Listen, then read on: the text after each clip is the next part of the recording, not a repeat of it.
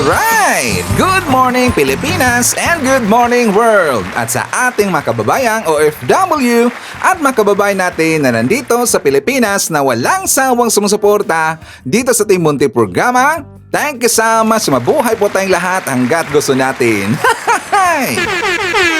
Well, anyways, tuloy-tuloy po tayo sa nagbabalita dito ng mga tamang balita at sagutin ang maling information na ipapakalat ng mga fake news peddlers, ng mga anti-Marcos, lalong-lalo na doon galing sa mga DDS na mga saltik magabayan. Yes, dapat silang sagutin. Bakit? Kasi paghahayaan natin sila na lagi pong naninira araw-araw kay BBM at sa Marcos Administration sa katagal makabayan ang kanilang mga paninira, batutuyan sa mata ng ibang tao. So dapat silang sagutin kasi ang bagong Pilipinas, bawal po ang mga sinungaling. At siyempre, kasama niyo pa rin si Sir Ivan, ang pinakabulol na vlogger sa balat ng YouTube, pero nagbibigay sa inyo ng mga totoo at mga preskong balita na kinukuha natin sa nakapitbahay na social media. So magandang buhay sa ating lahat mga kabayan and a happy Wednesday sa ating lahat. Okay, so before tayo mag-start mga kabayan, well syempre, as usual, i-check more natin ang ating mga viewers na may maraming comment dyan sa baba sa ating comment section, ang ating pong top 5 commenters. At dito sa listahan, ang nanguna po si Ma'am Juliet Sonakawa. Meron siyang 69 na mga comments. Nandiyan rin po si Nemi Hasigawa. Meron siyang 56 na mga comments. Lerma Sondita. Meron siyang 32 na mga comments. Nandiyan rin po si Jolie Pintor. Meron siyang 20 na mga comments. And Rosalie Descalzote. Meron siyang 16 lahat na mga comments. Again, thank you so much po sa ating top 5 commenters. At syempre, pasalamatan natin at po mga silent viewer dito sa ating channel. Thank you so much. At syempre, pasalamatan po natin ang lahat ng mga viewers na lagi pong naglalike, laging nagsishares ng ating mga videos, at doon sa mga viewers na subscribe sa ating channel. Thank you so much. At syempre, acknowledge natin ating po mga channel members. Nandyan si Pusong Inami, Cosmo Defender, Edmond Casillejo, Samuel Membrado, and Via Bibar. I-greet natin mga kabayan ating mga suki, mga early birds. Yun ang guna sa pag-comment dyan sa baba sa ating comment section. Nandyan sila si Trexie Velia, Eloisa Taha from Riyadh, Marilyn Digma, Michael Vinyas. Nandyan rin po si Samway Vlog na nandyan sa Riyadh, Saudi Arabia. I-shoutout natin si Ninuka Azor from QC, Kingdom Servant. Lola Les, Filipina Life. Nandiyan rin po si Emmy Mapalad, Bayani P. Tobias. Kasama rin po natin si Axel Roses or si Simply Tokis Vlog. So, isupport natin and also isubscribe natin mga kabayan. Kasi ito pong si Axel Roses, siya po ay pro-admin vlogger. Okay? Nandiyan rin po si Emel Concepcion. Shoutout natin si Jaime Garcia, Mami Clarina at Corazon Garcia Slater. Nandiyan rin po si Nia Wilson. Shoutout natin si Direk Erwina Argilies at ang kapisanan ng mga direktor ng pelikulang Pilipino under Direk William. At syempre, hindi natin kakalimutan, i-shoutout natin ating mga pinalangga na mga legends, ang mga senior citizens. Hello po, kumusta ang lahat? And also syempre, i-greet natin ng happy birthday ang lahat ng mga viewers na nag-birthday ngayong araw. Happy birthday! Okay, so kumusta ang lahat mga kabayan? How are you today? Well, kahapon maraming na-prank mga kabayan. Sino-sino mga na-prank Sir Ivan? Yung mga DDS lang po. Kasi napalabas po ng fake news mga kabayan, napalabas po ng fake news, yung mismo pong kanilang kasama na mga DDS mga kabayan, magunggong talaga eh. So sila po yung nilulukuhan. Ang post nila kahapon mga kabayan ko, si Digong dumating na daw sa Pilipinas. At saka alam nyo saan sumakay makakabayan? Sa Philippine Airlines daw. Philippine Airlines daw, meron sila ipinakita po na video and also pictures makakabayan na nakita po natin na yung picture na yun, video na yun, yun po ay luma makakabayan. Napakaluma po ng video na yon. Doon po yata sa Leyte makakabayan if not mistaken. So yun po ang kanilang nirepost. dumating na daw itong si Digong sa Pilipinas. Ang daming naloko mga kabayan. Tapos sabi pa doon sa comment section, ay salamat, thank you Lord, thank you Jesus. Dumating na daw. Saka dininig daw ni Jesus ang kanilang panalangin mga kabayan na makakauwi na itong si Digong. Ang daming naloko, gunggong talaga eh. So sila na po dito ang naglulukuhan mga kabayan. Di ba nakakatawa lang ginagawa dito? Talagang nagbibigay sila ng false hope sa kanilang mismong mga kalyado makabayan. Di ba nakakatawa talaga eh? Not just nakakatawa, talaga pong nakakaawa sila makabayan. Ginawa na kasing kulto nila itong si Digong. Ginawa nilang Diyos-Diyosan makabayan. Di ba? Pero yung kanilang kulto, itong si Digong, hindi naniniwala sa Diyos. Kasi ang Diyos po ni Digong makabayan, alam mo natin, ang kanyang Diyos ay perfecto daw. Sabi noon ni Digong na ang Diyos mo ay hindi Diyos ko. Kasi ang Diyos niya daw makabayan, perfecto. Sino ang Diyos niya? Yung nakakulong, si Kibuloy makabayan. Diba? Ginawa nilang puon, ginawa nilang Diyos itong si Digong, nakatawa talaga eh. Bakit hindi na lang po nila hahayaan makabayan? Diba? Bakit hindi lang po nila hahayaan yung ICC na mag-imbestiga doon sa kaso ni Digong? Ayaw nila. Palagi sila pong nag-iingay makabayan. Kahit diba doon sa labas po ng ICC, ginawa nga nilang karnibal eh. Lagi silang nag-iingay. Hindi na sila titigil hanggat hindi daw palalabasin or iuwi itong si Digong makabayan. At alam nyo ba, bukas at saka today, meron na po silang gagawin po na rally makabayan. Tapos sabi pa nga doon sa caption ng DDS, hindi pa daw sila tapos makabayan. Hindi pa daw sila tapos. Mas marami pa daw ang magsilabasan ng mga supporter nila. Mas lalampasan pa daw nila yung attendance during po sa birthday ni Digong makabayan. Lalampasan nila today sa kanilang gagawing rally ngayong araw makabayan. Nakakatawa naman. Ngayon ay April na po, DDS. April na ngayon, April 2 na ngayon, presidente pa rin po si PBM. Sana yung sinasabi ninyo na April, pagdating daw ng April 1 makabayan, mapapalitan na daw itong si Digong ni Sara Duterte. Napalitan ba? April 1, April Fools. It's a prank. Kahit anong gagawin ninyo na pang didisturb kay BBM at saka demolition jam kay BBM, hindi nyo pa rin po matatanggal sa pwesto si BBM. Kasi marami pong nagmamahal ng aming presidente, si BBM. Hindi nyo naman yan presidente. Aming presidente yan. Diba? Kasi ayaw nyong susuportahan ang ating presidente. Kasi ang gusto ninyong mamuno, yun lang pong merong kasong korupsyon. Diba? Saka merong criminal mind.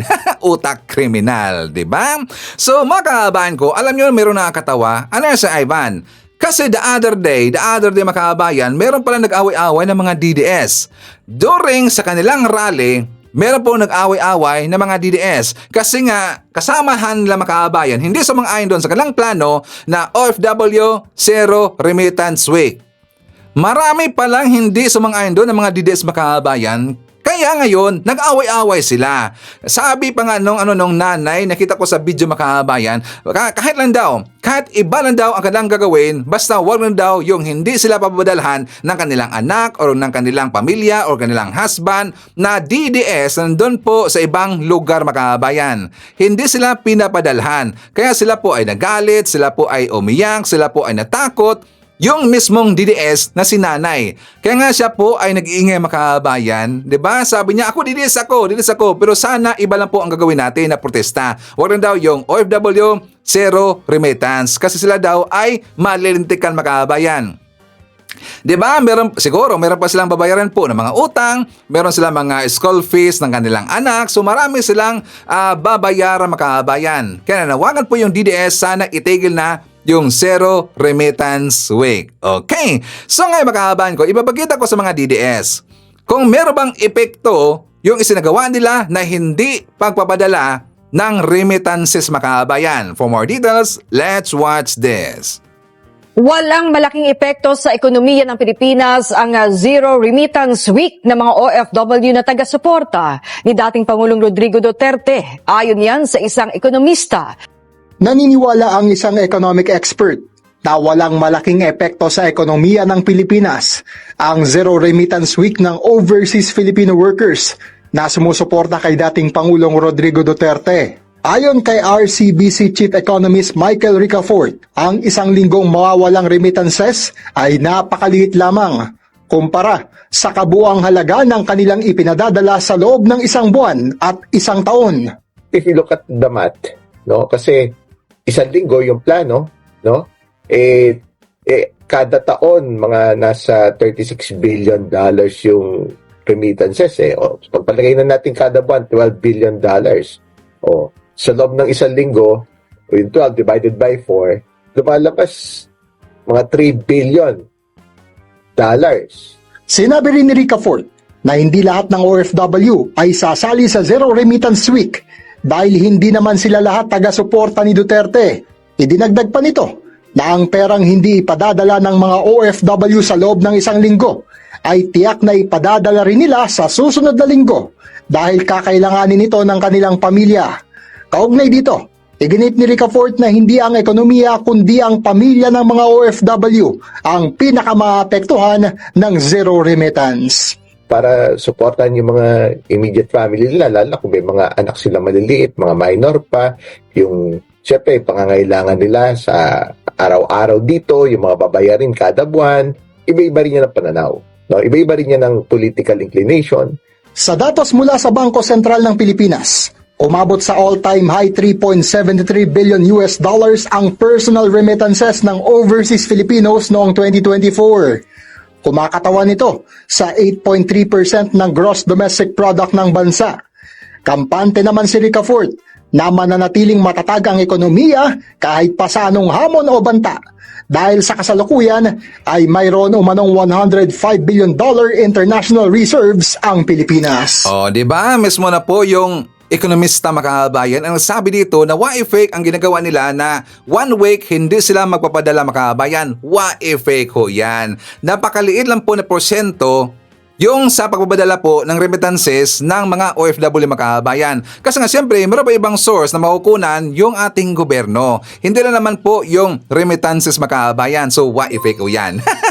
Nakakatawa naman. Tapos sabi pa nga lang makabayan, matakot na daw yung gobyerno. Matatakot daw yung gobyerno kapag hindi daw magpapadala yung mga OFW makabayan. 'Di ba? Ilan naman dito yung DDS. Yung DDS sa 100% po ng mga OFW, 7% lang po dyan yung DDS makabayan. Makakapekto ba yan? Hindi. Nakakatawa naman. Ngayon makabayan ko, may nakita ako na isang OFW na DDS doon sa Hong Kong. So sabi niya makabayan, ipapakita ko na sa inyo kasi sabi niya na hala, grabe, tinutotoo talaga. Kasi daw nung pumunta daw siya doon sa remittance center makabayan, halos isa lang yung nakita niya na nagpadala doon. Ang remittance center na ito, marami daw dito ang nagpapadala makabayan. So dahil daw, na-declare daw at saka nagprotesta itong mga DDS, tinututuhanan doon nila so walang nagpadala na makabayan sa Hong Kong. Ito ang kanyang sinabi. Hello, grabe. Kinabahan ako. For the first time, Day. Ilang padala na ako dito. Ang haba talaga ng pera. Pero ngayon, dahil sa no remittance. Kita nyo? Gonggong. Anong sabi niya makabayan? Kinabahan daw siya. Kinabahan daw siya kasi wala na siyang nakitang mga tao na nagpadala doon sa remittance center makabayan. Bakit naman siya kakabahan? Unang tanong, anong oras yung makabayan? 'Di ba? Hindi niya kasi doon dinisclose, hindi niya sinabi kung anong oras doon. Baka siguro napakaaga pa doon makabayan. 'Di ba?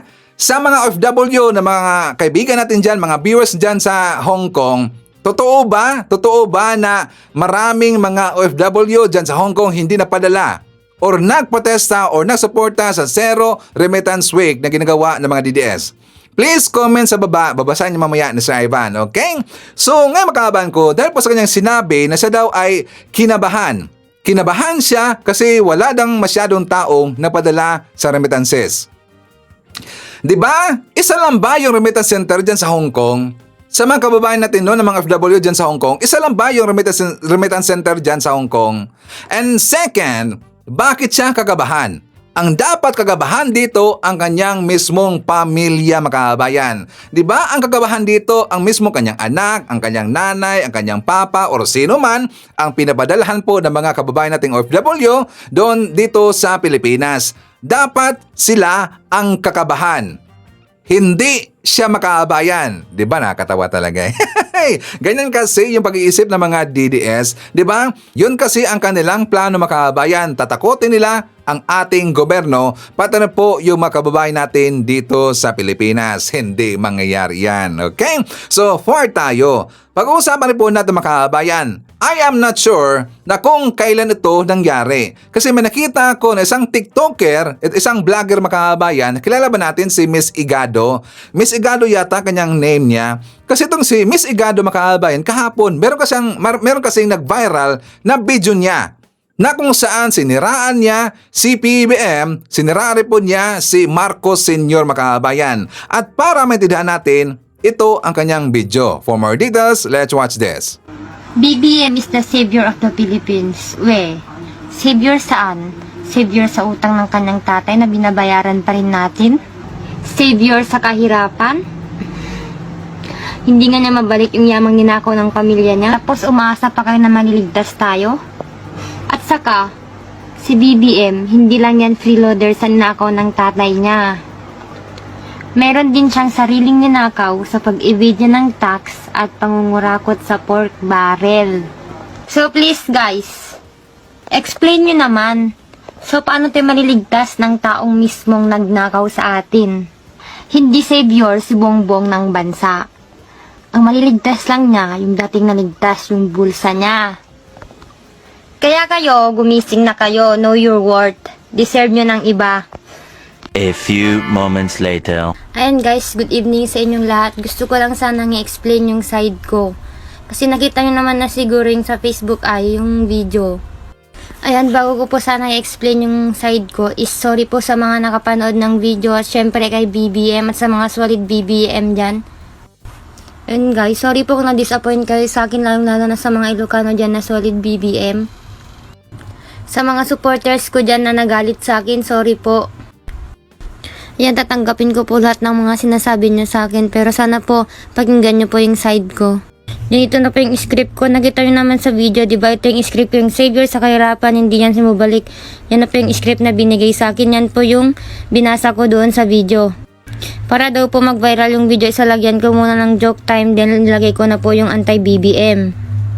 So, nung March 16 din ng 7:41 PM is nagpasa po ako ng video. Katulad po ng sinabi niya, isinlagyan ko ng joke din sa, sa huli po yung anti-BBM. Ayun po, ulitin ko po sa mga nakakita po sa video. Sorry po sa, kung na-disappoint po kayo sa akin. Ayun, nagita kakabsat ko ng Ilocanita. Sorry kasi na-disappoint ka kanya kasi yung purpose ko nga anti-BBM. Yan, sana po naintindihan niyo yung explanation ko. After po ng anti-BBM is gagawa daw po kami ng BBM, kaya po namin tinanggap yun. Oh, di ba? Iyak makaabayan. Nag-public apology. Bakit? Karamihan pala sa kanya mga viewers makaabayan, Ilocana. Kasi nga alam nyo, itong si Igado makaabayan, actually kilala ko siya sa Facebook and also sa TikTok makaabayan. Magaling naman talaga eh. Magaling lang gumiling, magaling lang mag-acting makaabayan. Siguro sa utak. Medyo kaduda pa talaga eh, di ba? Nakaduda makaabayan. Bakit ko nasabi yan? Sa kanyang utak, sa kanyang pag-uutak, nakaduda. Bakit siya pumatol sa script makaabayan? Bakit siya pumatol doon sa binigay sa kanya na script? Babayaran siya, basta lang sisiraan si PBM or ang Marcos makaabayan. Di ba? So nakaduda ang kanyang intellectual. Unang-una, bago sila bumanat makaabayan sa mga Marcos, dapat sisiguraduhin nila na meron silang konkretong ebidensya. And second, Miss Igado, well, I'm not sure kung kailan ito makaabayan, pero at least siya po ay nag-public apology. Siya po ay nag-public apology. Bakit? Siya po ay kinuyog ng kanyang mga followers, ng mga viewers makaabayan. Kasi alam nyo, itong si Igado, siya po ay, she's from Isabela, if not mistaken. So siya po ay isang Ilocana makaabayan. Kinuyog siya ng mga Ilocano, kaya iyak. Nag-public apology. The damage has already been done, Miss Igado. Sana inisip mo muna bago ka magngangaw dyan. Inisip mo muna ang consequences bago ka manira ng ibang tao. Inisip mo sana. Tingnan nyo yung edad niya makaabayan. Diba? Tatanungin natin itong si Miss Igado, kailan ba siya ipinanganak? Sa tingin ko makaabayan, sa tingin ko base lang sa kanyang video, I think mga 20, 21, something po ang kanyang edad makaabayan. Sa kanyang edad, Nakita niya na ba si Apulakay mga kababayan?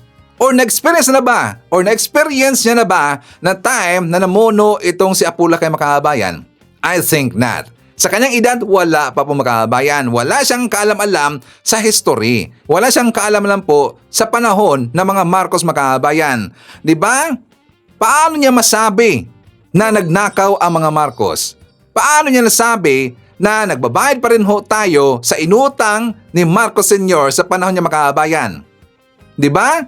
Nga ang mga utang na yan, normal talaga ang mababayad yung predecessor. Yung next po na Pangulo mga kababayan. But we are lucky enough kasi sa panahon po ni Apulakay mga kababayan, kukunti lang po ang utang ng Pilipinas. Totoo yan.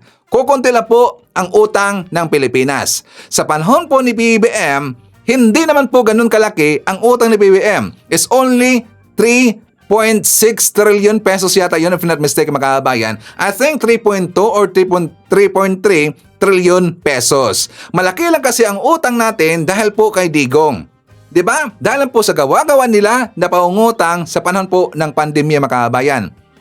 Nakatawa talaga eh. Diba? Sana itong mga taong nito mag-iisip muna bago babanat sa social media mga kababayan. Tayo, bumabanat tayo. Si Sir Ivan, bumabanat mga kababayan, pero meron tayong basihan. Kasi nga mga ipinagbabanat natin doon kay Sara sa mga Duterte, yan kasi po ay mga recent issues or mga balita at meron pong mga ebidensya, meron pong mga witnesses mga kababayan. Diba? Kaya tayo bumabanat.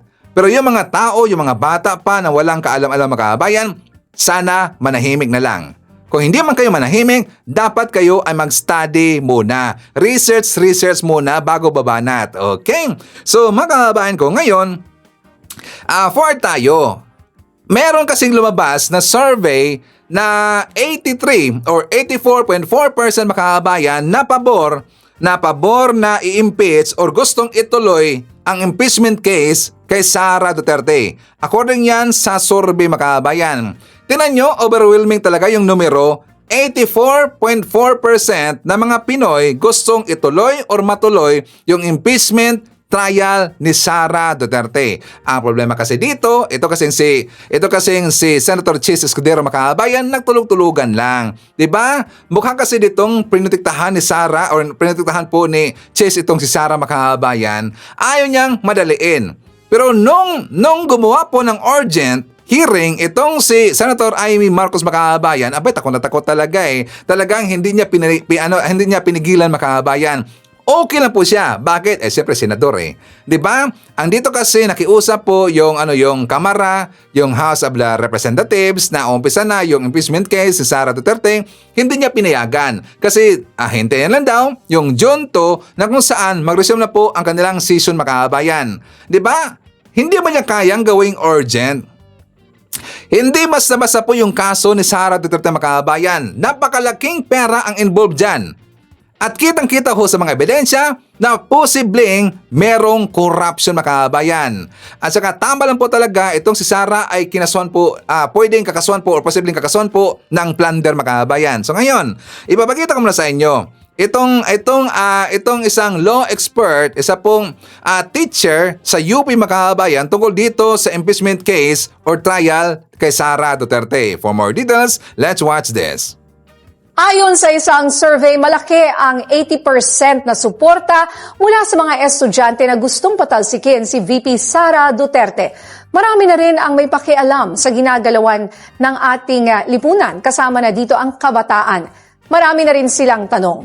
At ngayon makakasama natin live si Attorney Amando Virgil Ligutan, Senior Lecturer ng UP College of Law, para kwentuhan tayo tungkol sa boses ng kabataan. Magandang hapon, Attorney. Good afternoon, magandang hapon, Jack, tsaka Ninya. It's nice to be here again. Magandang hapon, ating mga kababayan. Oo, galing pa sa Cebu. Oo, si Attorney. last time. Maayong hapon. Mayang hapon, yes. Okay. Welcome back, sir. Thank you. Well, Attorney Ligutan, ito nga 80% ng mga estudyante ayon sa isang survey ang gusto raw patalsikin si VP Sara. At ano po ang tingin nyo ang dahilan sa ganitong klase ng resulta? So it's 84.4%, no, to be exact. For me, that's an overwhelming majority of yung mga kabataan nagsasabi na kailangan ng panagutin yung vice presidente. You know, for me, nakikita ang reason is mas mulat yung kaisipan ng ating youth, ng ating mga kabataan.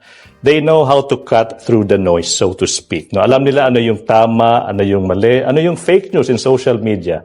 Alam nila ano yung dapat paniwalaan tsaka hindi. Tsaka alam nila yung basic fact. Pag gagamit ka ng confidential funds, dapat accountable ka to the public. At ba't ka gagamit ng mga fictitious names? So alam nila kalokohan yung paggamit ng fictitious name. For example, yung paggamit ng Mary Grace Piatos, Jay Camote. Only yesterday we found out, no, may Team Grocery, no, may Beverly Claire Pampano, si may isda. si Patty Ting. Pampano, si Patty Ting, no, saka si Biko Harina. So alam nila May Kasim. Oo, Miggy Mango, di ba? So alam nilang kalokohan yung paggamit ng fictitious name. For me, yun yung reason why yung majority ng ating mga estudyante, they are in favor of holding the Vice President accountable. It's not surprising. It's not surprising. Pero sir, yun nga nakikita nyo ba yung appeal ng mga Duterte ay nasa, pag natitino ko rin, partner niya, ay nasa middle age patanda. Yes. Sorry Manoj, pero dun sa mga, hindi sa mga Sama bata. ba tayo sa middle age? Wala akong sinasabing gano'n, no? Pero Sama yun tayo nga. sa kabataan mo. Yes, pero yun nga, sir, sa kumbaga, yung mga bata, alam nila, they can sift through kung ano yung mga fake news. Yes. Social media kasi pag makita mo lang yung profile, alam mo nang eto ano to I don't need to read, I don't need to listen to the opinion of this individual. Kasi alam kong ano to troll bayad Yes, yung mga. So they know how to cut through the noise. They know how to determine ano yung tama, ano yung mali, ano yung dapat paniwalaan, ano yung hindi. So for me, ito yung mas magandang barometer. Ano ba yung tingin ng publiko sa kaso ng against the Vice President? So, you know, as one of those, as a proponents of the impeachment of Vice President, we are elated, but hindi kami surprised, Jack, saka Nina. Kasi alam namin, ito yung dapat na resulta ng mga survey. Kasi walang justification yung hindi pag-explain paano mo nagamit in 11 days, in 7 days to be exact, yung 125 million na pinagkatiwala ng publiko sa iyo. Pero, yung partner, ba may gusto ka muna tanong? Or hindi gusto mo tayo? Ini-internalize ko kasi kung ilang taong kaya yung mga bata na sinasabi na ito. And was this survey done after the president was arrested to The Hague? February 28 yun hanggang yung March binigay na date. 16. So medyo pasok na rin. Pasok na. Pasok na rin. Yung pagka-arrest Pasok na rin. Pasok na dating rin. Pangulong Duterte. Oo. So naintindihan nila yung situation. Pero total niya nabanggit na rin ni attorney kanina yung sa kasi naririnig ko na yung defense nila dun sa mga ridiculous names na yan. Ang sinasabi, confidential niya. So mag-iimbento kami ng pangalan. Tama ba yung ganong klaseng defense? So I think, thank you for that question, Jack. No? Number one, mali. Mali yung idea na pag confidential fund, allowed yung paggamit ng fictitious names. Okay, ganito yan. According to law, and according to actual practice ng mga ibang officers na nag-handle din ng confidential saka intelligence fund, required, no? Yung isang ahensya na may listahan ng fictitious names na to come up with a corresponding list of yung mga real names. Okay, yung reason yan is para may accountability pa rin. So yes, you can. If your purpose is to protect the identity of your informants, required ka rin na mag-come up ng listahan ng mga totoong pangalan ng mga fictitious individuals na to. And they don't have that. The OVP tsaka DepEd, wala dyan. Pangalawa, there's no points of using fictitious names. Kasi according to law, yung listahan ng mga fictitious names, supposedly, isi-sealed yan sa isang envelope, isasubmit sa COA, tsaka iilang accredited COA officers lang yung pwedeng sumilip sa listahan yan. So what's the point of using fictitious names? Protected naman, silyado na nga, tsaka ilalagay pa sa vault yan. Pangatlo, remember, hindi lang yan yung kaduda-duda, no? I think it's time for the public to know na yung Vice President, yung opisina niya, use fictitious names even for the purchase of chairs, tables, office supplies. Kahit yung Hindi na yung pagbili. confidential Kaya funds. nga, kaya hindi niya sa Jack, yun yung parang yung paggamit ng fictitious name, hindi lang yan yung badge of fraud. It's only one of the many. Ba't ka gagamit ng fictitious names kung bibili ka lang ng mga chairs tsaka office supplies? Then next will be, may mga isang pangalan, pero itong pangalan na to, itong tao na to, supposedly received money from the Office of the Vice President in 3 different regions in the Philippines on the same day. How can that be possible? No? May iba din na parang isang pangalan pero 3 yung pirma, 2 yung pirma. May iba naman isang pirma pero 2 tao. Parang ito yung parang totality of circumstances. Yung paggamit ng fictitious names, hindi lang yun yung badge of fraud. It's only one of the many badges of fraud. So for me, yung mga Filipinos, they know better eh. Parang sinong niloko nyo, di ba? Yun. Okay, so kayo po yung sabi na natin pangatlong nag-file nung impeachment complaint attorney. So yung mga minention nyo ngayon yung paggamit ng fictitious names whether for confidential funds or pagbili ng mga school na Ng kagamitan items yan, di ba? or yung isang pangalan pero nasa 3 iba-ibang Yes, milyon. opo. Kasama ba yan ba sa mga ebidensya na Yes, ipininesent? Yes. Kasama yan. Yung paggamit ng fictitious names when you buy, yung mga bagay hindi naman dapat itago. Bibili ka ng chairs, ba't may tatago yung pinagbilhan mo? Kalokohan. Is that enough to impeach the Vice President? Yes, for me. Because, yung idea ng impeachment, that goes into the question. Kung hindi mo mapagkakatiwalaan yung Vice President in handling millions of public funds, the Vice President should not be the Vice President any minute longer. Kahit isang piso lang yan. Pag magdududa ka na hindi kayang gampanan, hindi siya accountable to a single peso, hindi siya dapat maupo as Vice President kasi nga napakita na niya na hindi siya karapat-dapat. Kasi she cannot account. She does not even dare to explain paano nagamit yung 125 million pesos in 11 days. That goes into the heart of the issue. Do you think the public will still trust her? I don't think so. Yun nga, maganda dito, partner niyo, mabalik lang tayo sa mga kabataan, no? Sila yung mga future voters sa Yes. 2028. Yes. So, do you think na we'll get smarter voters by 2028? That's an aspiration I have been praying for all night, every night, no? Na the voters will finally get to vote the leaders that we deserve as a nation, Jack, tsaka Nina. And bilang last na rin, in case mag-resign si Vice yun, President Sara Duterte, ano magiging scenario po natin? Can the impeachment case continue? That's a good point. It should continue. Kasi nga yung prayer ng 4th impeachment complaint, yun yung pending before the Senate. 2 prayers eh. Yung isa is to remove. Pangalawa is to perpetually disqualify her.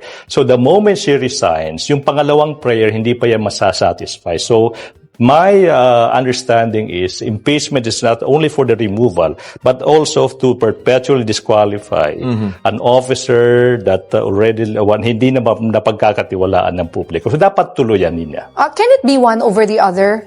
Let's say hindi siya na-impeach or kailangan tas perpetually disqualified or vice versa or kailangan pareho? That's a good point.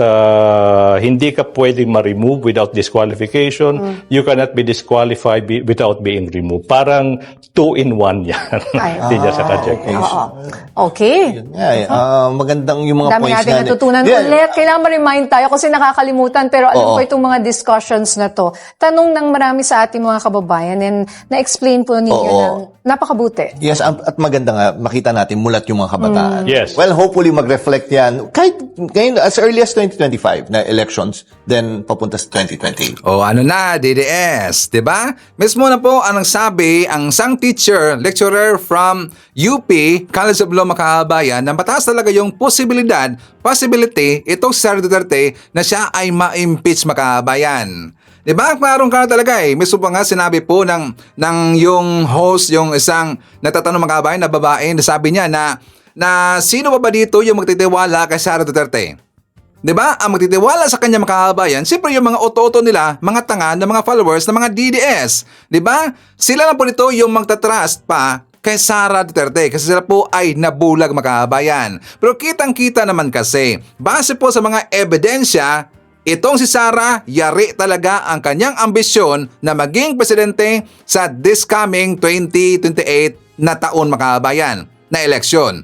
Yari ang kanyang ambisyon. Yan pa naman ang lagi pong sinisigaw po ng mga kalyado nila, itong si Panelo, ito pong si Harry Roque, si Robin Padilla. Speaking of Robin Padilla mga kababayan, di ba meron pong ipinakita, inilabas po na picture itong mga DDS na gusto nila na maging vice-presidente. Itong si Binoy, si Robin Padilla, kay Sara Duterte mga kababayan sa 2028. Di ba parang sigurado na sila na makatakbo sa this coming year 2028 itong si Sara Duterte. Baka this year, impeach na si Sara Duterte mga kababayan. Di ba? Nakakatawa talaga eh. So dito nakita ho natin na majority po ng mga Pilipino, majority po ng mga estudyante, nakita natin po yung mga estudyante mga kababayan, na pabor sila. 84.4%, meron pang isang survey na 83% na i-impeach itong si Sara Duterte.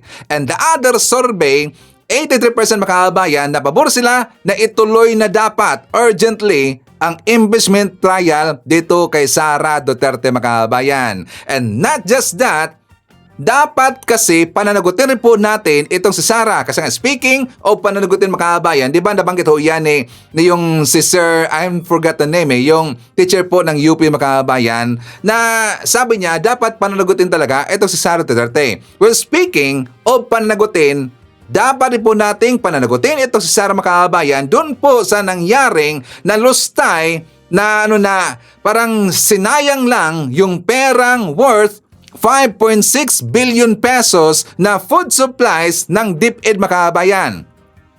Diba? Dahil po doon na meron pong nasira na Nutriban, inamag mga kababayan, at pati rin po meron problema po yung mga milk at marami pang iba.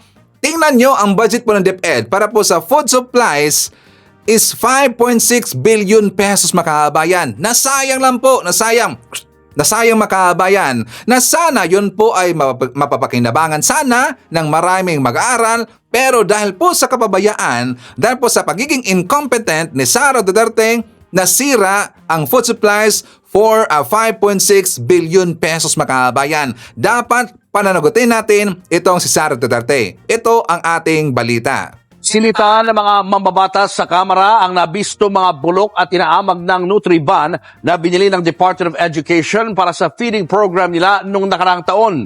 Pati mga biniling gatas, delayed ang delivery. Sa pagdinig kahapon sa budget ng Department of Education sa Kamara, inusisa ang nabistong problema ng Commission on Audit sa mga gatas at Nutriban na pinamigay sa feeding program ng ahensya noong 2023. Base sa audit report, 5.69 billion pesos ang inilaang pondo sa programa noong nakaraang taon. Pero marami raw sa biniling pagkain ang nasayang. Yung mga bulok na Nutriban, may amag na Nutriban, o kaya naman may pest or insekto sa loob po ng mga Nutribans natin. Meron din pong kakulangan sa bilang ng gatas na na-deliver. Mga questionableng manufacturing at expiration dates kasi po meron din pong late deliveries at unsanitary packaging at mga boxes po ng Nutribans. Layunin ng feeding program ng DepEd na labanan ang malnutrisyon sa mga public school. Kaya si ACT Teachers Party List Representative Franz Castro kinondena ang mga nasayang na pagkain. Hindi rin katanggap-tanggap na magde-deliver na expired pagkatapos ibabalik na lang. Imagine 10 in 17 regions. So, malaki, no? Buns, tsaka milk. So, kailangan maimbestigahan yan. At tinanong naman ng mga mambabatas ang DepEd kung magkano sa higit 5 bilyong pisong pondo noong 2023 ang nasayang. Pero ayon sa DepEd, kinoconsolidate pa raw nila ang mga report tungkol sa issue. Dinepensahan din nila ang late delivery ng mga gatas. Limitado raw kasi talaga ang supply kaya na-delay at kailangang utay-utayin ang delivery. Based on existing records also from previous budget hearings, our capability to supply milk locally is only at 1%. That's why for 2024 to 2025 school year, we're actually doing it in 3 batches in order to make way for the limited supply. Sa isyu naman ng mga tinapay na napanis at may insekto, kinausap na raw nila ang mga supplier at inobligang palitan ang mga sirang Nutriban.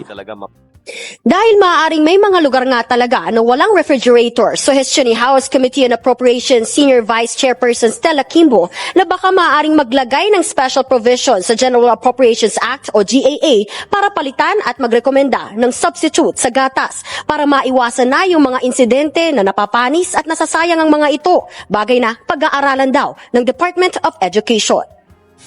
Binigyang diin ng mga mambabatas ang epekto ng malnutrisyon sa kakayahang matuto ng mga mag-aaral.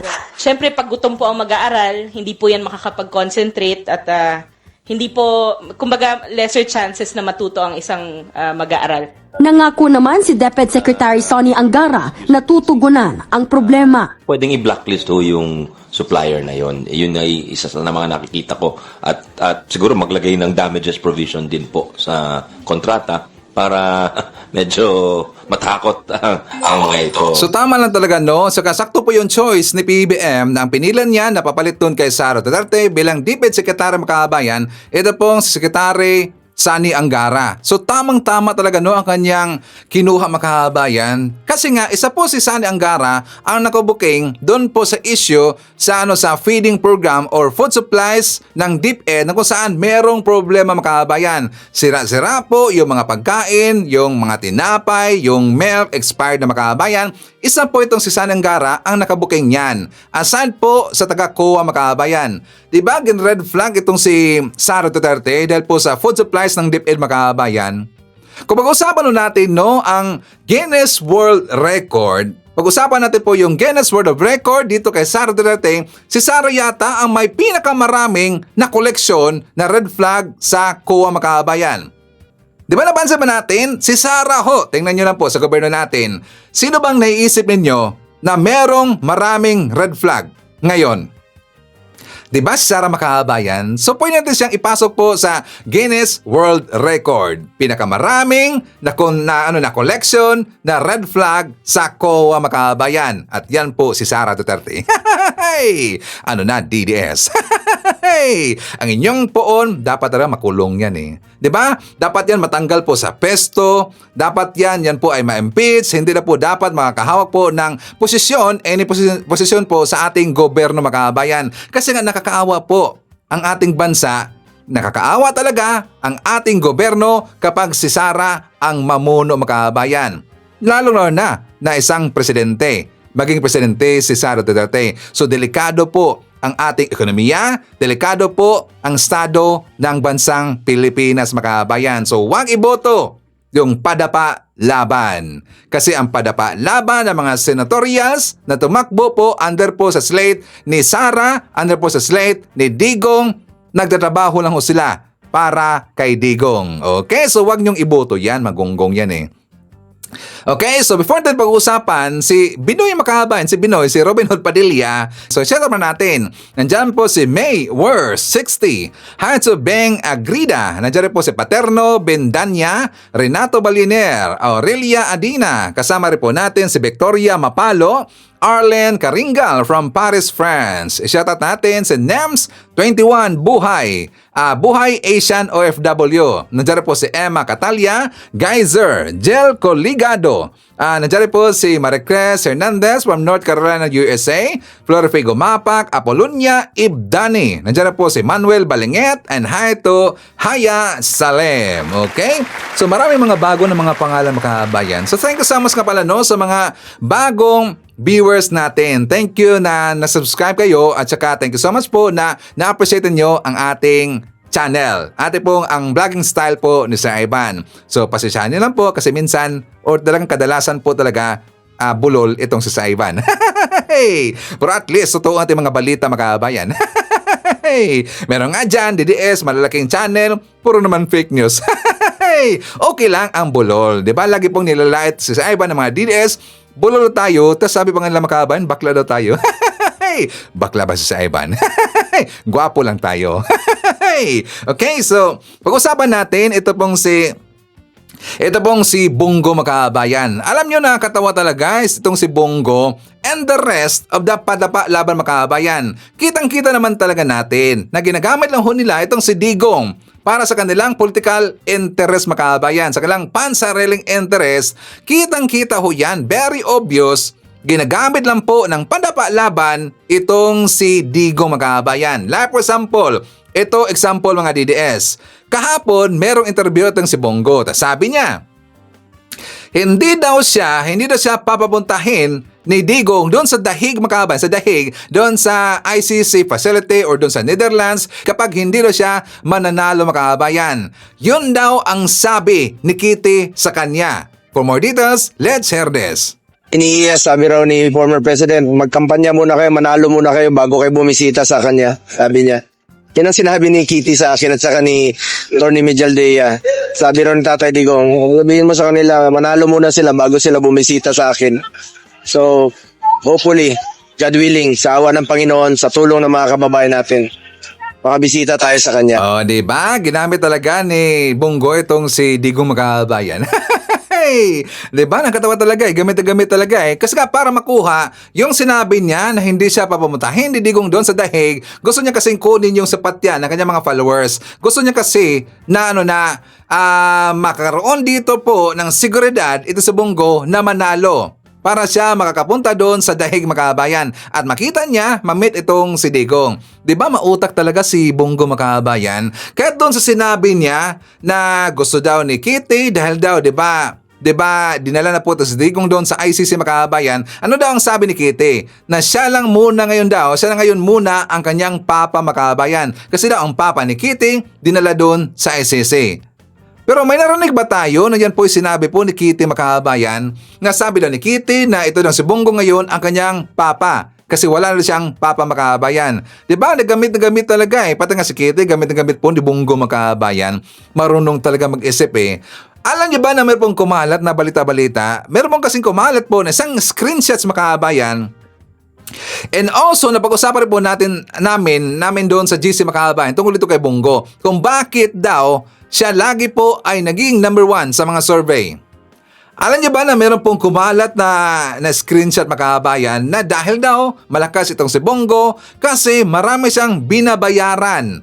Marami siyang binayaran po ng mga tao, for example, yung mga mayors, yung mga konsihal, yung mga kakilala nila po, na for example, siyempre yung mga tauhan ng mga kabayan, binabayaran daw yan ni Bongo. At malaki po ang binayad daw ni Bongo. According ito po sa post po mga kabayan na kumalat ngayon, malaking patong daw ni Bo. Actually yan po ay Bongo mga kabayan daw. Sabi dito, true. Not only sa SWS.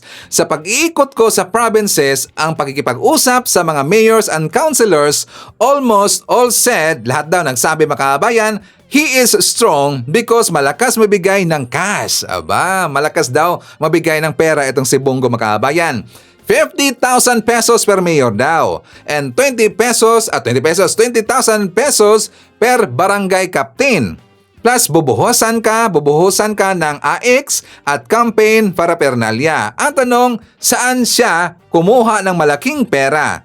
Saan galing daw mga kabayan? So, merong computation to nakita. 10,000 daw. 10,000 per mayors times 50,000. 50,000 ka mayors mga kabayan. Tas 40,000 daw sa mga barangay captains. Kung merong 20,000 ka captain mga kabayan or mga barangay captain, isipin nyo hindi pa kasama dyan wala dyan yung ADS, staff expenses, campaign materials, travel and transportation, food, giveaways, etc. Diba? Hindi pa daw yan kasama mga kabayan. Isipin nyo kung totoo ito, malaki po yung iginasto, yung ginagamit po na pera ni Bongo para lang siya maging numero 1 sa mga survey mga kabayan. At saan niya kinuha ang pera na to? So klaro talaga, ito po'y kukurapin lang mga kabayan. Siyempre, para mabawi nila yung pera na yan, kung mangungurap yung mga tao na yan. Kaya palagi pong number 1 ito si Bongo sa mga survey kasi malakas pala ito mamigay po ng pera mga kabayan. So ngayon, pag-usapan po natin itong expose ni Ramon Tulfo mga kababayan.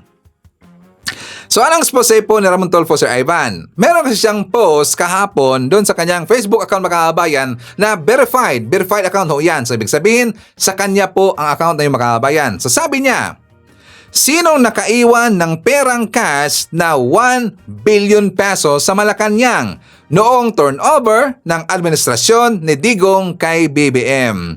So, nagtanong siya, mga kababayan, sino daw yung nakaiwan ng pera? Ang dami po, 1 billion pesos na pera, mga kababayan, cash doon sa Malacanang. Noong time po, ito po ay naiwan, nakalimutan siguro, nung nag-turnover na daw itong si Digong at saka si BBM. So sabi niya, yan ang isang sekreto daw na ayaw ipabunyag ni BBM upang wag daw masira ang pangalan ng kanyang predecessor na si Rodrigo Roa Duterte. O tingnan nyo kung totoo niya, mga kababayan. Tingnan nyo, napakabait po ni BBM.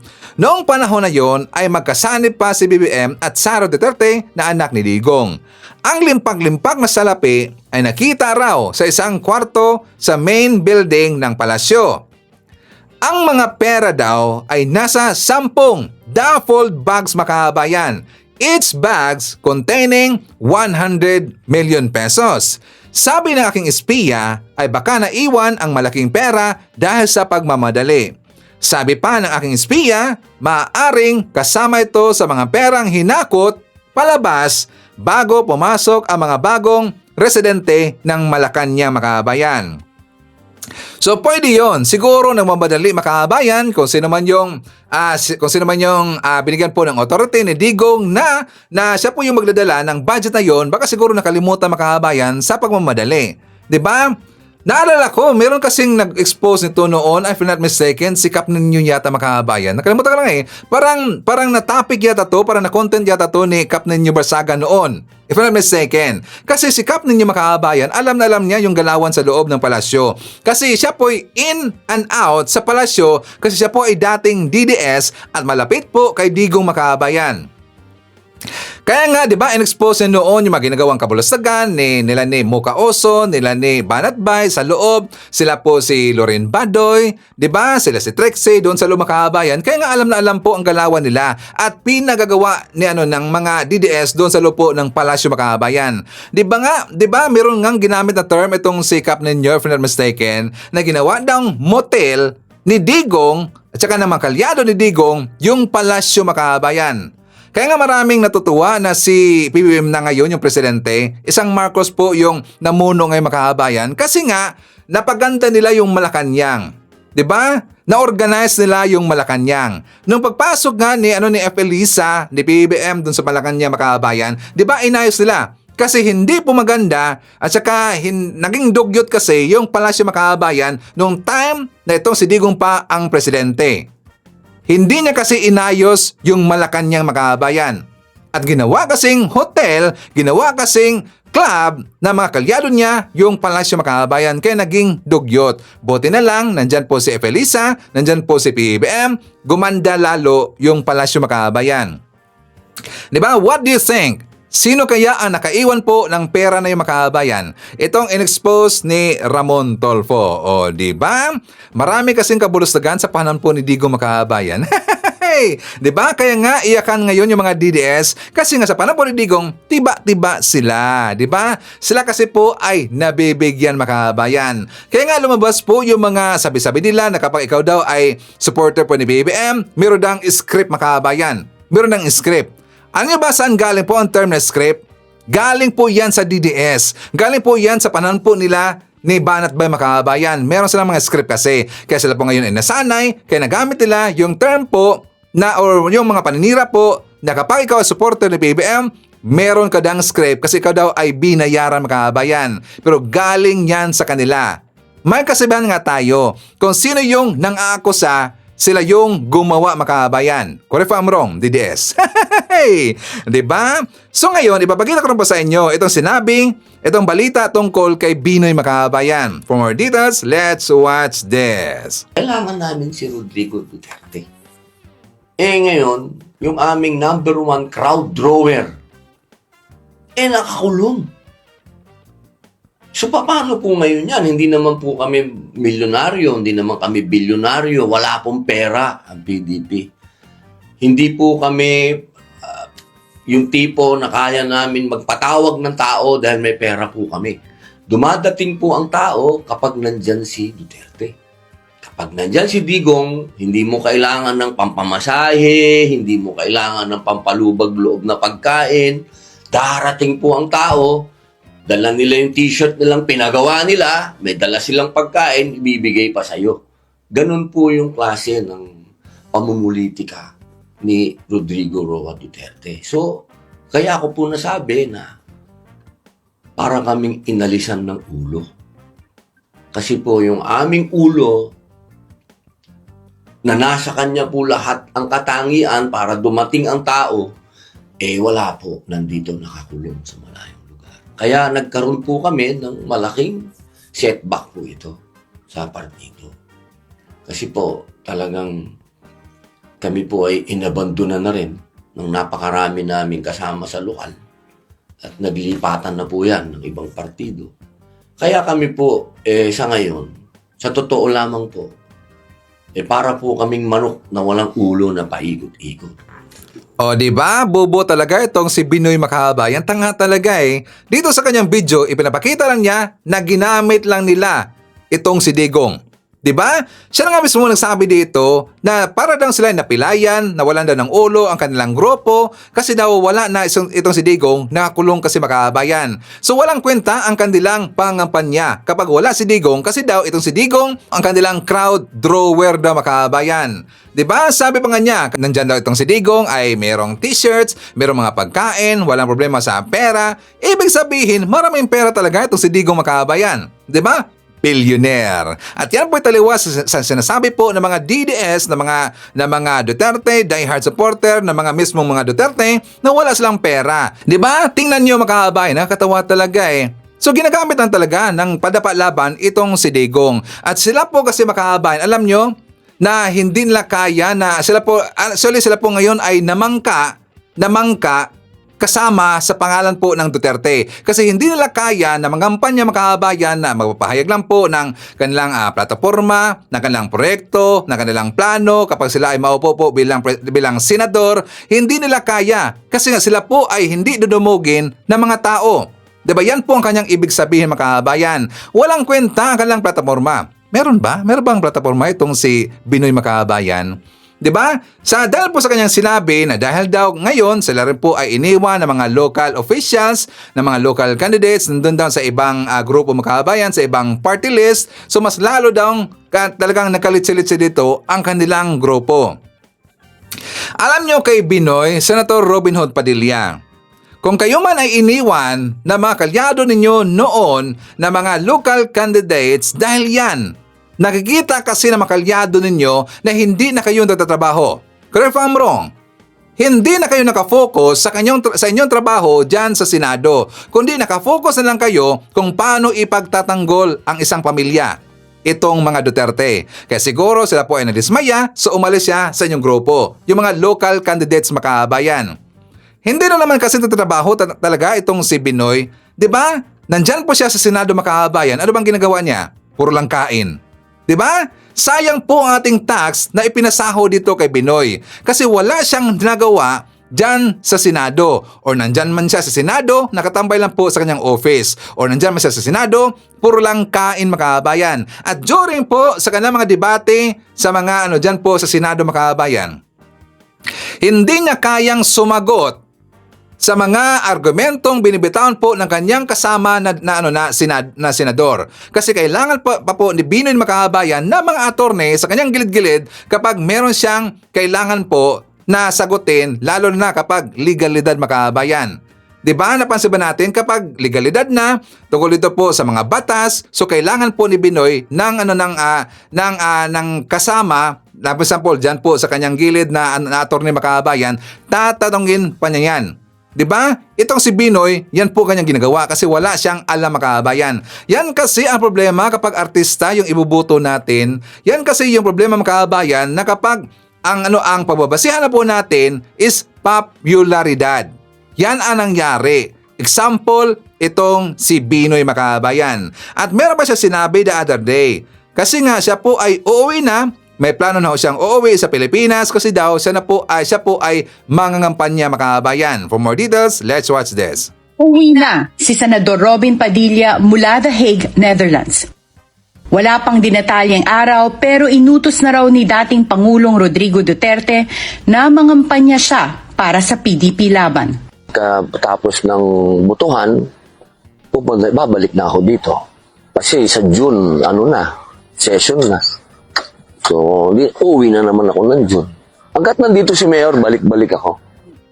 2 linggo rin sa Hague ang senador, pero hindi niya daw nadalaw ang dating Pangulo sa ICC Detention Center. Pero isa siya sa nag-alaga kay dating Executive Secretary Salvador Medialdea na kasalukuyang nagpapagaling matapos ang isang surgery. Kasama rin siya sa mga pagtitipon ng Duterte supporters sa labas ng detention center. Hanggang ngayon, hindi pa rin daw siya makapaniwalang nakadetain na ang dating Pangulo. Marcos administration na po tayo. Bakit hindi po nila buksan yung kaso sa Pilipinas? Bakit po natin kailangan nandito tayo sa ICC? Dahil meron naman po tayong tumatakbo na gobyerno at batas. At di na raw niya ramdam ang pagbabago, maliban na lang kung maiuuwi ang dating Pangulo sa Pilipinas. Pero pagdating sa sasabihin mo sa akin kung gusto nating magbago, hindi natin gusto magbago. Naglolokohan na lang tayo sa Pilipinas. At hindi na ako sasama doon. Dumadaing na rin daw ang asawa niyang si Mariel Rodriguez. 95% daw kasi ng buhay niya nakalaan na sa politika. Usapan nga daw nilang mag-asawa, tapos na ang trabaho niya sa 2028. Isu ngayon, kailangan kong gawin to dahil senador ako. At ako ay nasa ilalim ng politika ni Duterte, ang PDP laban.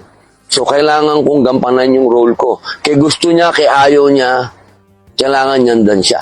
Okay, so ako po ay mananawagan. Ako po ay mag-appeal dito kay Senator Robin Padilla na sana po wag ka nang tumakbo sa darating po na 2028. Kasi ikaw ay walang kwenta. Wala kang naiambag dyan sa Senado. Puro ka lang papugi dyan, puro ka lang kahambugan dyan. Diba? Ang ginagawa mo dyan sa Senado is only protektahan po yung makalyado ninyo. At saka protektahan po itong si Sara at saka itong si Digong. Yan ang kanyang trabaho makabayan. Tas uwi pa siya sa Pilipinas. Huwag ka na umuwi sa Pilipinas. Diyan ka lang po sa The Hague. Huwag ka na matrabaho. Kasi useless eh. Diyan ka lang po sa The Hague. At saka alam niyo ba makabayan kung anong trabaho po ni Binoy dyan sa The Hague? Siya po ay crowd drawer ng mga OFW. Kaya nga marami pong nagpuntahan dyan makabayan kasi nga itong si Binoy, siya po ang crowd drawer dyan. At siya rin po ang pasimuno sa mga rally dyan makabayan. Aside po kay Sara Duterte, aside po dito sa mga leader po ng Maisog Rally dyan sa Dahig makabayan. Ito pong si Binoy, isa rin po siya sa nangunguna sa rally dyan sa Dahig makabayan. Kaya ang kanyang trabaho, na pagiging crowd drawer dyan. So, walang kwenta na nauwi itong si Binoy. Kung may uwi po sa Pilipinas, sana mag-resign ka na lang po bilang senador kasi wala kang naiambag dyan sa Senado. Di ba nakakatawa talaga kababayan? So ngayon, ipapakita ko po sa inyo. Ito pong panawagan ng ating mga kababayan dito po sa Senado kay Chis Escudero na sana umpisahan na ang impeachment trial kay Sara Duterte. For more details, let's watch this. Senator Roberto Sembrano, sir, how are you? Magandang gabi po. Okay lang naman ako. Medyo maayos naman. Tatanungin lang po kita po. Isa kasi ito sa mga mainit na ayaw sagutin ng ibang mga senatorial. Yung pabor ka ba sa impeachment? Ikaw? Hindi yun pabor. It's an obligation of the Senate to perform and to proceed with the impeachment proceedings. The sad fact kasi, maraming kandidato dyan na they want to grab the sentiments of the Dutertes and the sentiments of the Marcoses para meron silang boto. Ako, I don't care if they don't vote for me. Yun ang yun ang constitution, yun ang batas. The law should be the law. Ito dapat i-impose na. Lalo na ngayon, ayaw nila kasi recess. Pero ang nangyari, meron silang special session doon sa legality of the arrest request of former President Rodrigo Duterte. Oo nga po, di ba, na nakagawa na sila ng session para doon. Tapos itong impeachment, which is sabi sa 1987 Constitution, forthwith, di ba, agad-agad. Kaya nga, dapat na on that day na deliver sa Congress, pag-transfer doon sa Senate, pagtanggap, na ano sana kaagad. Kung may balak man silang mag-recess kaagad,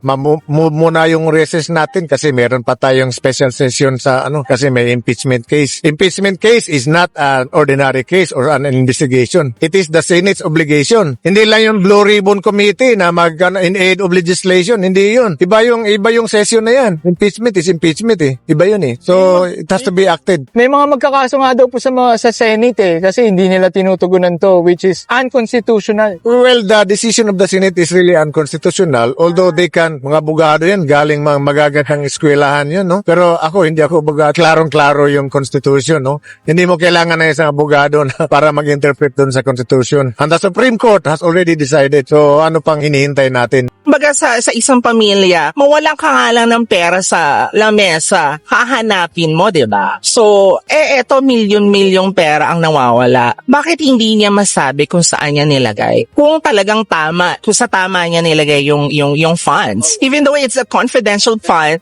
as long as the people are already asking kung saan inallocate yung funds, dapat mag-provide siya ng details, mag-provide siya ng resibo. May mga resibo daw po sila Jay Kamote ang tumanggap, Miggy Mango, Mary Graciatos. Diba? Nakakatawa. Those are just folks' names. So, dapat dyan, in the future, if ever that we will have this kind of confidential funds, i-allocate ng tama.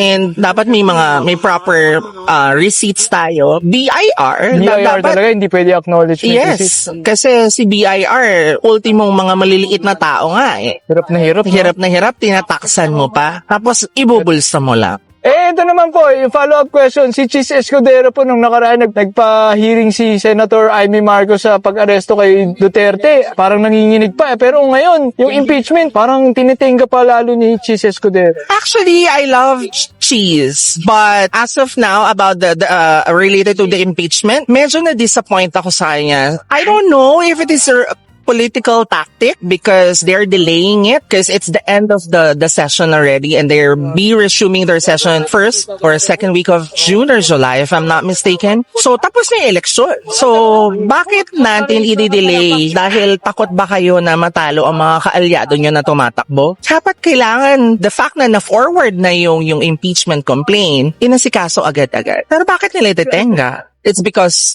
malapit na yung election. That's just my 2 cents. Okay, so before tayo ipapatuloy ang ating topics mga kabayan, shout out natin. Nandyan po si Jemson, Jemboy, Jeriel, and Regine of Adawi City of Cebu. Greetings from Rodolfo, Ranadarbor of Tansa, Cavite. Nandyan po si Ninita Teresa, Nono Vlogs, Evelyn Garcia, Mercedes Ferrer from Montreal, Canada. Nandyan po si Abby Smith from Arizona. I-shout out natin si Jess Subto from Calaba, Laguna, Rosalinda Gale, Rosinda Aonso, Lorito Canaveral. Hi to Cerila Nyoko Canaveral from Santa Maria, California, USA. Hi to Shirley Risman, Tony De Los Rios, Midardo Leoncio from East Rembo, Taguig City. Nandiyan rin po si Josephine Gallego, Ashen, Luisito Niado, RGA Etarxa, Felma Cabato, and hi to Nida Valdez. Okay, so mga kababayan ko, syempre hindi natin kakalimutan. Ibalita natin dito yung estado ng ating gobyerno. Yung mga proyekto ng ating gobyerno at saka yung mga lakad ni PBBM para malaman po ng mga DDS na mga anti-Marcos at saka puro lang pababalahura, puro lang paninira kay PBBM para malaman nila yung mga meetings, yung mga lakad ni PBBM at kung ano mga proyekto ni PBBM and also kung ano yung mga inisyatibong ginagawa ng ating gobyerno. For more details, let's watch this.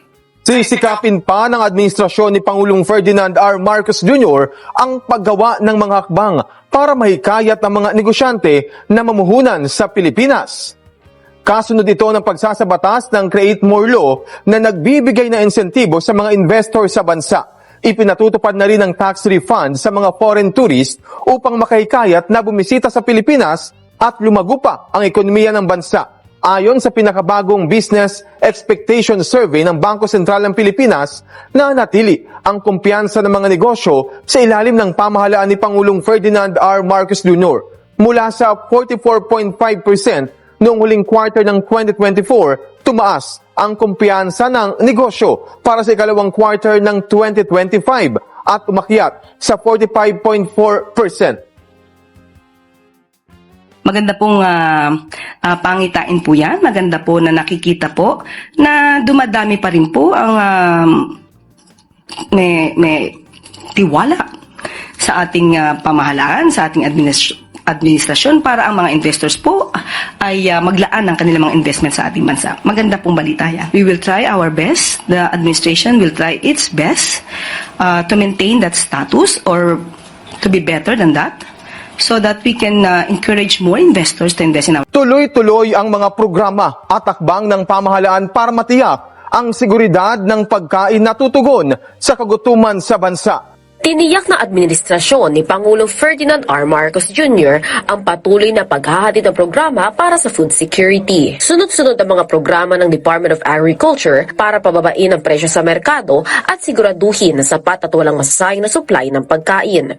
Kahapon lang, ibinaba pa sa 45 pesos sa maximum suggested retail price ng 5% broken imported rice mula sa dating 49 pesos MSRP. Tuloy-tuloy din ang kadiwa ng Pangulo program, pagpapataw ng MSRP sa karning baboy at pagpapatayo ng 99 cold storage facilities para sa gulay, prutas at high-value crops. Pinag-aaralan din ng pamahalaan ang report ng social weather stations na nagsasabing tumaas ang 27.2% ang dumadana sa involuntary hunger. Aaralin po natin kung saan nanggagaling itong mga sinasabi na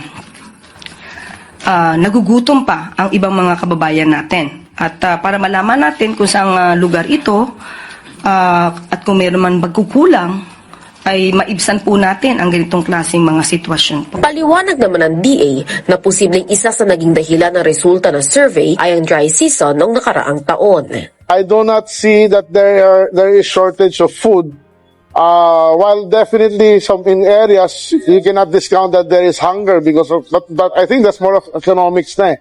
It is not agriculture related kasi we have almost most of everything, lalo na ngayong March, April, May, June. Papaigtingin naman ng Department of Social Welfare and Development ang Walang Gutom Kitchen na nagbibigay ng hot meals o lutong pagkain sa mga low-income families sa Pasay City. Meron po ang DSWD na programa. Ito po yung Walang Gutom Project Kusinero Cook-Off Challenge para po ma-improve yung public nutrition.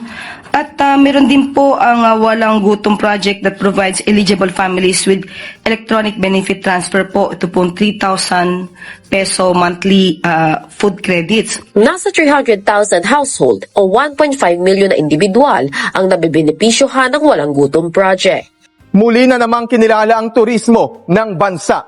Nasungkit ng Pilipinas ang Destination of the Year Award sa Routes Asia 2025 na ginanap sa Perth, Australia. Kinilala ng Route Asia Awards ang kahusayan sa air service development at market sa Asia-Pacific region. Ayon kay Tourism Secretary Cristina Frasco, patunay ito ng matibay na ugnayan ng iba't ibang stakeholders sa aviation at travel industry. Kasama na niya rito ang pagtutok sa connectivity at ang patuloy na pagposisyon ng bansa bilang isang premier global destination. Dagdag ng kalihim, tuloy-tuloy ang kagawaran sa ilalim ng pamumuno ni Pangulong Ferdinand R. Marcos Jr. na mapabuti pa ang estado ng turismo sa bansa. Sa pamagitan yan ng mas maayos na air access, infrastructure development at ang pagkakaroon ng strategic alliances. Kauna-unahang aqua feed mill plant sa Mimaropa tutulong sa pagpapalakas ng sektor ng pangisdaan sa rehiyon. Formal nang binuksan ng Bureau of Fisheries and Aquatic Resources o BIFAR Mimaropa ang kauna-unahang aqua feed mill plant sa bayan ng Bulalakaw, Oriental Mindoro. Ang 35 milyong pisong pasilidad ay itinayo upang makapagbigay ng dekalidad na aqua feeds para sa mga operator ng palaisdaan, mariculture farmers at iba pang aqua farmers sa buong rehiyon. Mayroong kapasidad na makapag-produce ng 250 hanggang 300 na kilo ng feeds kada oras ang nabanggit na pasilidad at inaasahang makakatulong sa pagpapababa ng gastos na produksyon na hindi isinasakripisyo ang nutrisyon ng feeds para sa tilapia, bangus at iba pang aquatic species. Napakahalaga po ng proyektong ito Dahil alam naman natin po ang aquaculture o yung pag-aalaga ng isda ay almost mga 60 to 70% ng ating gastos ay pakain. So ito po ay malaking tulong sa ating umuusbong o lumalagong industriya. Ayon kay Lea Arceo Dagot, focal person ng planta, gagamitin sa paggawa ng feeds ang lokal na sangkap gaya ng kamote, kasaba at mais na mayaman sa nutrisyon at makakatulong sa sustainable fish farming. Locally po, ang mga sources nito at aming feed formulation ay manggagaling lang po dito sa Oriental and Occidental Mindoro. At ang siservisyohan po nito, ang ating mga makikinabang ay buong Mimaropa po. So lahat po ng probinsya na nasasakupan po ng BFAR Mimaropa. Samantala, lalo pang mailalapit ang mga serbisyong pamahalaan sa mga magsasaka at mangingisda sa Iligan City dahil sa bagong Agriculturist Office na binuksan sa lugar. Sa loob ng mahigit 4 na dekada, nakikiopisina lamang ang City Agriculturist Office sa Economic Enterprise Development and Management Office sa Iligan City. Pero ngayon, ito na ang bago nilang gusali. May 2 palapag at kumpleto sa mga pasilidad. I am so happy and grateful nga at last na blessing na ang ato ang 2-story City Agriculturist Building. At dahil may sariling tanggapan na, mas mailalapit palalo ng pamahalaan ang mga serbisyo at programa para sa mga magsasaka, mangingisda at iba pang agricultural at fishery stakeholders. The main purpose na nganong diri nato tukod ang ato ang opisina para mahimong accessible sa tanan nga farmers, sa tanan nga fisher folk, tanan nga agriculture and fishery stakeholders dinhi sa dakbayan sa Iligan, and easy access for those gusto nga mobisita sa tong opisina, mangayo sa sakto nga information, sa dugang information sa farm and sa fishery na development programs dinhi sa dakbayan sa Iligan. Bukod sa pagiging opisina, magiging isa rin itong sentro ng pagsasanay para sa mga nagnanais na mapalawak pa ang kanilang kaalaman sa agrikultura at pangisdaan. Ang naturang proyekto ay nagkakahalaga ng humigit kumulang 8 milyong piso na pinondohan ng LGU. Tiniyak din ng LGU na patuloy ang kanilang pakikipag-ugnayan sa Department of Agriculture at Bureau of Fisheries and Aquatic Resources upang mas mapalakas palalo ang serbisyo at suporta para sa mga magsasaka at mangingisda. Sa halos 3 buwan na operation dito sa Walang Gutom Kitchen, naramdam namin yung pagtaas ng mga bilang ng mga kliyenteng nangangailangan talaga ng pagkain or nakakaranas ng involuntaryong kagutuman. Sa gitna ng patuloy na pagtaas ng bilang ng mga Pilipinong nakararanas ng gutom, mas marami na rin ang dumudulog sa Walang Gutom Kitchen ng Department of Social Welfare and Development upang matiyak na may makakain sila araw-araw. Ayon sa pinakabagong survey ng Social Weather Station o SWS, umakyat sa 27.2%. Ang hunger rate sa bansa noong nakaraang buwan, mas mataas kumpara sa 21.2% noong Pebrero. Paliwanag ni Ramil Mapoy, focal person sa Walang Gutom Kitchen. Nakita nila ang patuloy na pagtaas ng bilang ng mga nagpupunta sa kanila simula nang ito ay buksan noong nakaraang taon. Mula around nasa 500 lang ito na individual na nasaserba namin or na nasiservisyohan namin, umabot na to at palapit na sa 2,000. So talagang paunti-unti, nagugulat na lang kami na dumadagdag o nadadagdagan yung mga bilang. Isa si Elizabeth sa araw-araw na nagpupunta sa kitchen para makikain ng tanghalian. Ayon sa kanya, malaking bagay na ito sa gaya niyang lumalaboy lang sa kalsada at nanlilimos. Buti nga nagpapasalamat ako kahit ganito merong ganitong walang gutom sa kitchen. Yung may makakainan ako kasi nanghihingi lang ako, ma'am. Nililimos ako. Bukod kay Elizabeth, daang-daang individual kada araw gaya ng mga senior citizen at mga bata ang nagtutungo at pumipila sa Walang Gutom Kitchen para makakain. Simula nang magbukas ang Walang Gutom Kitchen dito sa Pasay City noong December 2024, libong individual na ang kanilang natulungan, ngunit hindi rito natatapos dahil nais pa ng DSWD na maabot ang mas maraming individual na nangangailangan. For the next year, we are looking forward po na dumami pa or mapadami pa ang aming mga maserbisyuhan. Maari na kami ay makapag-roll out ng mga mobile kitchen na maaring sumuyod sa iba't ibang munisipalidad, iba't ibang cities dito sa Metro Manila sa ngayon. Bukas ang Walang Gutom Kitchen simula alas 6 ng umaga hanggang alas 3 ng hapon at ayon sa DSWD, maaaring pumunta ang kahit sino upang makakain. Layo ng programa ng ahensya na labanan ang kagutuman at malnutrisyon sa pamamagitan ng pagbibigay ng libreng masustansyang pagkain sa mahirap at nangangailangang pamilya. Okay, so kung nagustuhan ninyo ating mga topics ng araw mga kababayan, please give a like naman po sa ating video. Malaking tulong ho yan. At kung hindi man kalibrasan sa inyo, please i-share natin ating mga vlogs mga kababayan para malaman po ng kababayan natin na nabulag ng kabilang kampo ang mga totoong mga balita. Okay, so please like and share. I-share po natin, nandyan po si Lyra Fernandez Bawiga, Merna Borromeo, Testo Maliwan, Alicia Lee, Sonia Hasigawa, Apple Nash, Bong Yu, nandiyan rin po si Iday, Eufemia Prospero Marcelino, LB Simezo, JRN, Mendoz D. Balungay, nandiyan rin po si Jeremiah C. Guerrero, Milagros Banes, Sandy Yang Ed, Donggi S, Hartsu Maribek Lumen, Jeco Jerry Cabreros, Gorgunya Angala, Nelson Kalingasan, nandiyan rin po si Daniel Galarpes, Jose M. Bornos, Percy Shalana, Arsinia Robert Obando, kasama rin po natin si Carmen Robertson, Pia Bandonel, Ruben Basinga Salindong, Pia Bandonel, Nelson Carabana, Jodeth Dandoy M. Narciso, Lorna O. Villanueva, Juice Baby Lakduo, nandiyan rin po si Annabel Hoson, Lynn Pianar, Jose Buhay, Helda Balumino Pita, Don Ramon Llamas de Leon, Elsa Hoffman, and hi to Eduardo Narvaez. Okay, so mga kababayan ko, yan natin manakalap ng mga balita ngayong araw. Kung nakabot ka po sa portion na to, sana nakapag-like na ho tayo. Libre po ang mag-share, libre din ang mag-subscribe. Again, maraming salamat sa mga viewers na hindi nag-escape ng ating mga commercials. Thank you so much. At before natin tatapusin ang ating programa ngayong araw, sana sabayan nyo si Sir Ivan para sa ating live messaging prayer. Panginoon, nagpapasalamat kami sa iyo dahil sa biyaya ng buhay at pag-iral sa umagang ito. Maraming salamat dahil di mo kami pinabayaan sa nakalipas na buong magdamag. Dalangin namin sa iyo na tulungan mo kaming magkaroon ng pusong mapagpakumbaba at mapagpasalamat sa maraming biyaya mo para sa amin. Akayin mo kami sa maayos at payapang buhay sa buong araw na ito. Ingatan at pangalagaan mo kami sa aming buhay, paglalakbay, lalo na yaong higit na nangangailangan.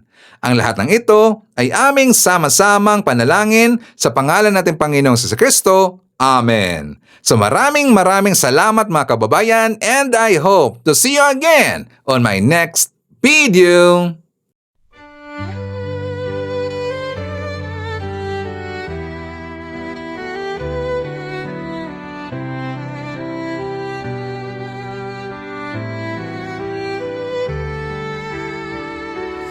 Bawat hakbang, tinig ang iyong daan. Sa sariling bayan, ika'y hinusgahan. Ika'y siniraan ng ganit sa kapangyarihan. Agilang nagnakaw ng pera ng taong bayan. Pinapasan mong lahat ng dusa. Matatag ka, hindi gaya ng iba. Ngunit kahit sugatan, kahit lumuluha, iniisip mo pa din kapakanan ng iba. Bongbong, hindi ka kailanman iiwan.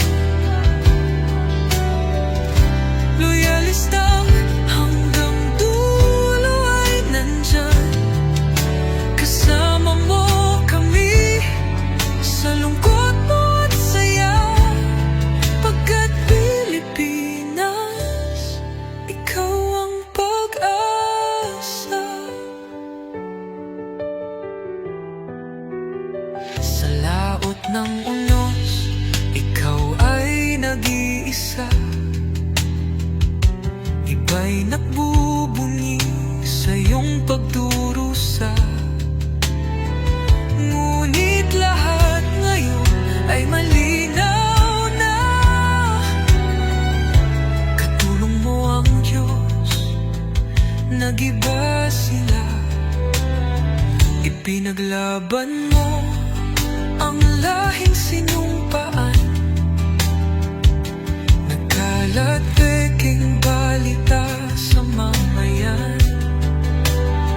Binabaliktad nila ang katotohanan, pero hindi na naig ang kanilang kadiliman. Bongbong, hindi ka kailanman iiwan. Loyalistang hanggang dulo ay nandyan. Kasama mo kami sa lungkot mo at saya. Pagkat Pilipinas, ikaw ang pag-asa. Ikinuhit ng kasaysayan ng pangalan mo, dalisay. Ngunit bakit tila nais kang burahin at si Apolacay? Sa iyong mga mata, may luha ng matinding pagdurusa. Ngunit sa puso mo, bayan pa din ang inuuna. Bongbong, hindi ka kailanman iiwan.